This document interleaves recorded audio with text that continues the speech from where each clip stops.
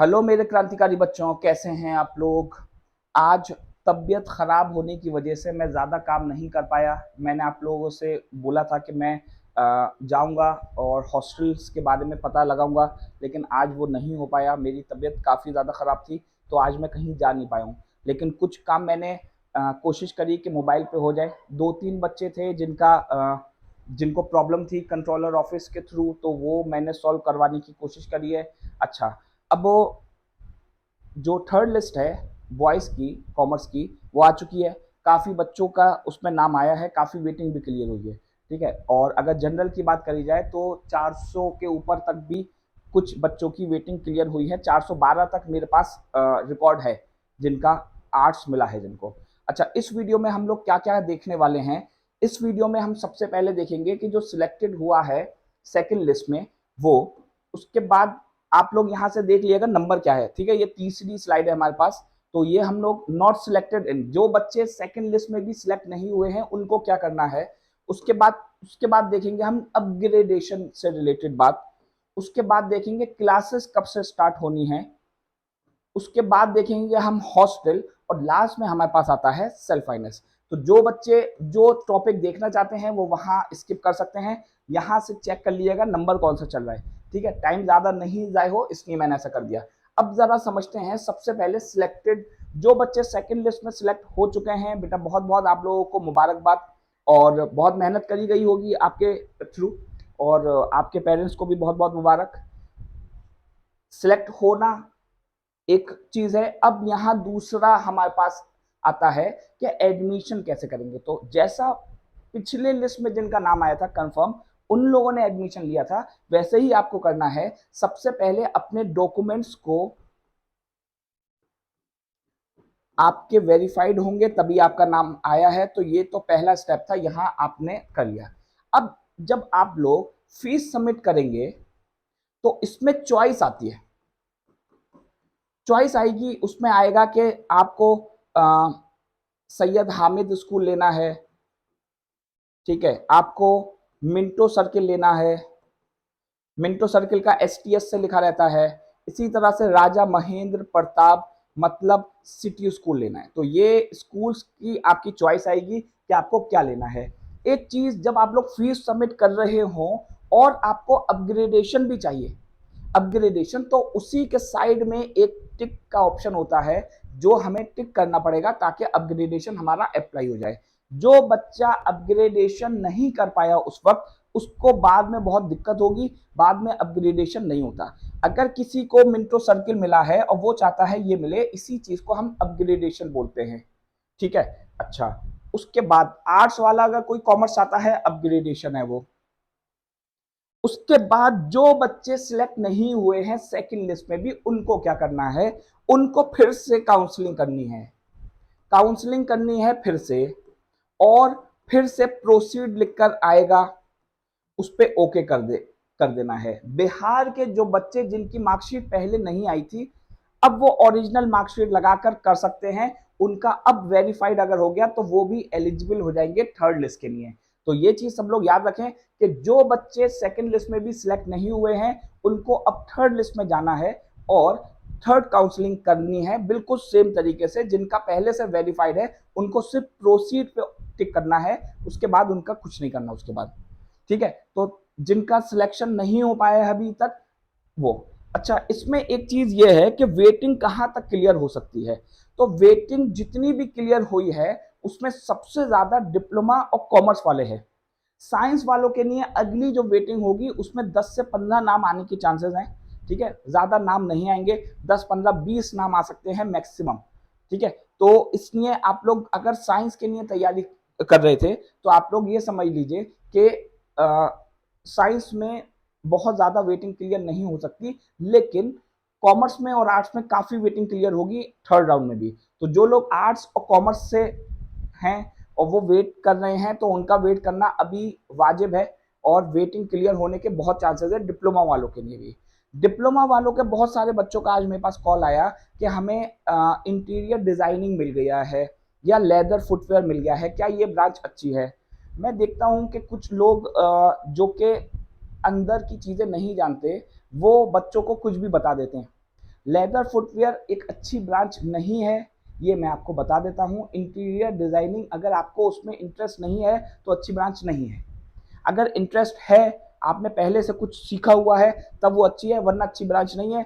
बहुत सारे लोग कह देते हैं नहीं ठीक है, जब आप लोग खुद जाएंगे पहले साल में ही आपको पता चल जाएगा कि अच्छी है कि नहीं है। ठीक है, तो लेकिन इससे रिलेटेड मैं आप लोगों के लिए डिप्लोमा वालों के लिए एक वीडियो जरूर बनाऊंगा, डिप्लोमा वालों के लिए, कि कितने बच्चे डिप्लोमा करके आगे पहुंच चुके हैं, जो कि बीटेक वालों से भी आगे। ठीक है, मतलब डिप्लोमा वाला बच्चा बीटेक वाले से आगे। ठीक है, ये इसकी मैं वीडियो जरूर बनाऊंगा आप लोगों के लिए, ताकि आप लोगों को पता चले, जो लोग डिप्लोमा करेंगे, कि उनके पास कितना पोटेंशियल है, कितना है वो आगे बढ़ सकते हैं। तो उसके बाद आता है हमारे पास अपग्रेडेशन। अपग्रेडेशन में मान लीजिए कि किसी बच्चे को आर्ट्स मिल गया था, वो चाहता है कॉमर्स। जब फीस सबमिट कर रहा होगा तब उसको अपग्रेडेशन का टिक करना है।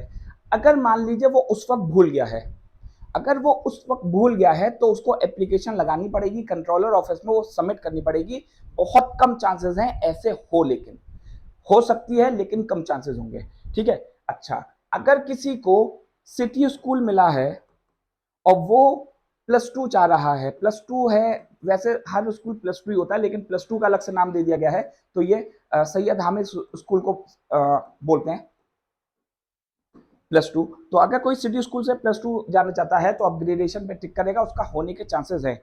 मैं पहले वीडियो में बता चुका हूं कि अपग्रेडेशन का चांस 5% होता है, तो आप लोगों ने देख लिया होगा कि 5% से कम ही निकल रहा है उसकी रेशियो।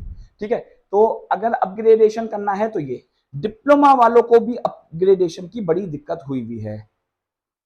उनको कंप्यूटर साइंस चाहिए थी। अगर आपके मार्क्स अच्छे हैं तो आपको अपग्रेड होकर कंप्यूटर साइंस मिल सकती है, वरना नहीं मिल पाएगी। अगर आपकी ब्रांच लेदर है, इंटीरियर डिजाइनिंग है, या और कोई इस टाइप की है, तो वो कंप्यूटर साइंस नहीं हो पाएगी अगर आपके मार्क्स अच्छे नहीं थे। अगर अच्छे होंगे तब मिल सकती है। ठीक है, तो इसके लिए आपको ये चीज याद रखनी पड़ेगी। अच्छा, ये करेंगे कैसे? फीस सबमिट करते हुए आपको टिक करना है अपग्रेडेशन पे। तो जो आपकी चॉइस थी, वहां जब फॉर्म भरा था आपने, तो जो चॉइस थी उसके हिसाब से आपको अपग्रेड हो सकता है आपका। ठीक है, अच्छा, बढ़ते हैं आगे। क्लासेस कब से स्टार्ट होंगी, बड़ा ही इंपॉर्टेंट है। तो बेटा 11th क्लास वाले, बहुत सारे बेवकूफ बच्चे अभी तक क्लास करने नहीं आए। बेटा 11th क्लास की क्लासेस स्टार्ट हो चुकी हैं। 11th क्लास की, बॉयज की, गर्ल्स की, कॉमर्स की, साइंस की, सबकी स्टार्ट हो चुकी हैं, क्लासेस हो रही हैं। ठीक है, तो क्लासेस स्टार्ट हो चुकी हैं 11th वालों के लिए। डिप्लोमा वालों के लिए क्लासेस स्टार्ट हो रही हैं 2 अगस्त से। बीए वालों के लिए क्लासेस स्टार्ट हो रही हैं 1 अगस्त से। बीकॉम वालों के लिए अभी नोटिफिकेशन नहीं आया है, बीएससी वालों के लिए नहीं आया है, पैरा मेडिकल वालों के लिए नहीं आया है, लेकिन 1 अगस्त से ही उनके भी होने के चांसेस हैं। जिसकी 1 अगस्त से स्टार्ट नहीं हुई उसकी फिर 5 अगस्त से स्टार्ट होगी, 2, 3, 4 से नहीं होगी। अगर कोई बच्चा पहले दिन स्कूल नहीं जाता, कॉलेज नहीं जाता, तो उसके ऊपर क्या जुर्माना होगा? कोई जुर्माना नहीं होगा। आप लोग एक दिन अगर किसी प्रॉब्लम की वजह से लेट हो रहे हैं तो कोई बात नहीं है, लेकिन कोशिश करिए कि पहले दिन ही जाएं तो ज्यादा अच्छा है। बहुत सारे बच्चों का ये भी क्वेश्चन था कि अगर हम लेट हो जा रहे हैं तो क्या होगा। ठीक है, आज मैं थोड़ा फ्री हूं तो मैं इसलिए थोड़ी एक्सप्लेनेशन के साथ वीडियो बना दे रहा हूं, क्योंकि बहुत सारे बच्चे बाद में क्वेश्चन पूछते हैं, तो इसलिए मैंने सोचा कि आज मैं पहले ही सब चीजें डिस्कस कर दूं। हॉस्टल बड़ी दिक्कत है बेटा।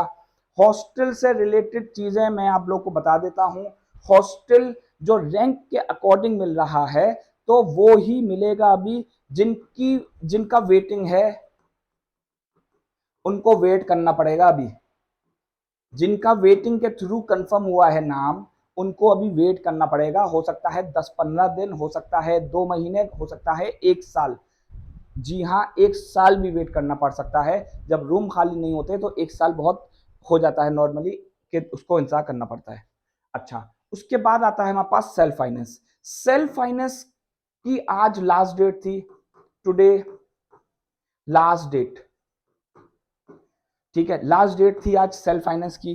तो सेल्फ फाइनेंस से रिलेटेड चीज मैं आपको बता देता हूं, अभी भी कोई ऑफिशियल जो नोटिस है वो नहीं आया, लेकिन मोस्ट प्रोबेबली जो थर्ड लिस्ट आएगी, थर्ड लिस्ट जो आएगी हमारे पास, जो कि 3 अगस्त में आ रही है, बहुत चांसेस हैं कि इसमें सेल्फ फाइनेंस का रिजल्ट आ जाए। तो सेल्फ फाइनेंस का रिजल्ट इसमें आ सकता है 3 अगस्त को। अच्छा, अब बात आती है कि किसको मिलेगा सेल्फ फाइनेंस। तो मैं पहले भी बता चुका हूं कि जो फर्स्ट प्रायोरिटी है वो हमें वेटिंग वालों को मिलेगी, जिनका वेटिंग में था नाम और अभी कंफर्म नहीं हुआ है। क्या 20 नंबर वाले का नाम नहीं आएगा? आ सकता है, आ सकता है। ऐसा भी होगा कि 40 वाले का नाम नहीं आए और 20 वाले का होगा। ऐसा रैंडम भी कभी कभी कर देते हैं। मतलब एक तरह से समझ लीजिए कि जो एलिजिबल होगा उसको सिर्फ हम चूज कर लेते हैं रैंडमली। तो 20 नंबर वाले का भी आ सकता है, ये बात आप लोग याद रखिएगा।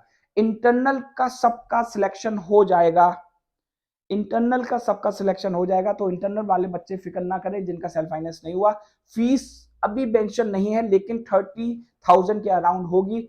एक वीडियो में सेल्फ फाइनेंस से रिलेटेड बनाऊंगा जिसमें सारे डिफरेंसेस मैं बताऊंगा कि सेल्फ फाइनेंस और रेगुलर में क्या क्या है, क्या मार्कशीट में फर्क आता है, क्या उनकी परसेंटेज पे फर्क आता है, सारी चीजें। उसके बाद जो क्राइटेरिया रहेगा वो 45 प्लस है, ये अभी मेंशन नहीं है और ना ही ये डेट मेंशन है।